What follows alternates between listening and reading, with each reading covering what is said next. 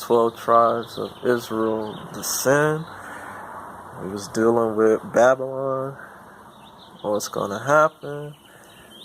And we was dealing with fornication, the definition, unfaithfulness, sexual intercourse between people not married to each other, and also images, just being unfaithful to the Most High, and knowing that you should be faithful and should be following His law, statutes, and commandments. Okay? We're going to go into some of the cures for fornication. Let's go to 1 Corinthians 7 and 2. Brother Paul has some cures in his verses. Okay? 1 Corinthians 7 and 2 says, "Nevertheless, to avoid fornication, let every man have his own wife, and let every woman have her own husband." Alright? That's what it says. Okay? Again, he said, however, to avoid unfaithfulness, let every man have his own wife, and let every woman have her own husband. Alright? Now, we're going to go to 1 Thessalonians 4 and 3.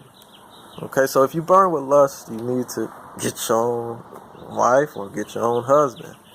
And we're not talking about Adam and Adam or Eve and Eve, alright? God made Adam and Eve. That's it. If you practice in that way, you can come out of it. But if you continue to practice that way, it's nothing but fire for you. And that's the truth. And the truth will set you free. Alright? So we're going to 1 Thessalonians 4 and 3. 4 and 3. 1 Thessalonians 4 and 3. "For this is the will of God, Ahia, even your sanctification, that you should abstain from fornication." Again, it says, "For this is the will of Yahushua, even your sanctification, that ye should abstain," stay away from fornication or unfaithfulness. Alright?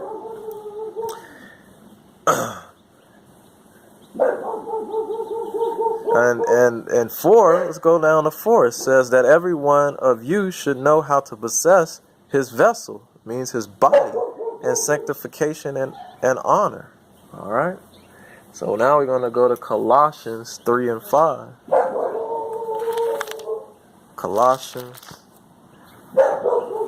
3 and 5.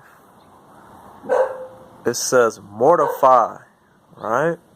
"Put to death, therefore, your members," or your desire, "which are upon the earth, and fornication, uncleanness, inordinate affection," that means love, "evil, concupiscence, and covetousness," alright, "which is idolatry."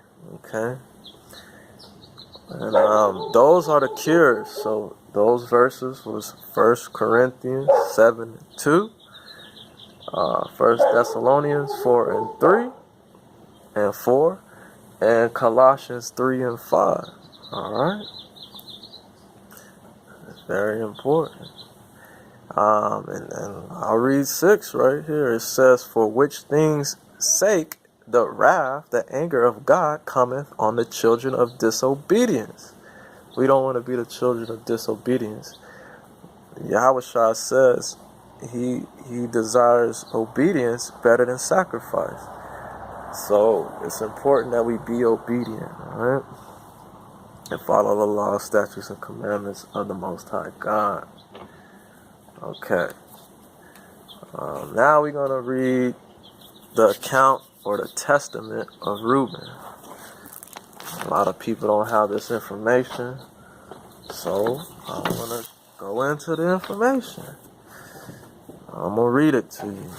Alright?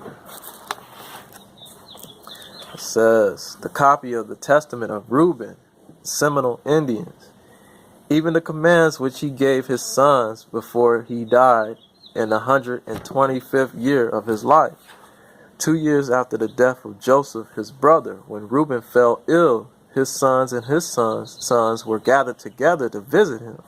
And he said to them, my children, behold, look, I am dying, and going the way of my fathers, and seeing there Judah and Gad and Asher, his brethren. He said to them, raise me up, that I may tell to my brethren